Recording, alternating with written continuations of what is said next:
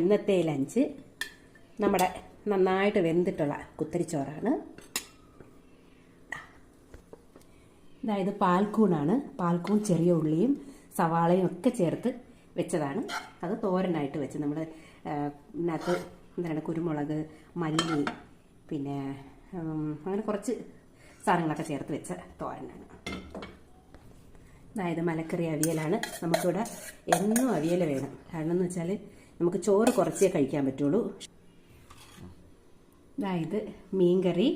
ഇത് കീരിച്ചാളയെന്ന് പറയും ഈ മീൻകറിയുടെ പേര്. ഇത് ചെറിയ മീനാണ്. ഇന്ന് കൊണ്ടുവന്നതിലുള്ളത് ഇതായിരുന്നു. അപ്പം നമ്മളിത് വാങ്ങിച്ചു. ഇതാ കറി വെച്ചു. അവിടെ സാമ്പാർ, കാന്താരിയും കൂടെ അച്ചാർ. ഇന്നത്തെ ലഞ്ച് ഇതാണ്.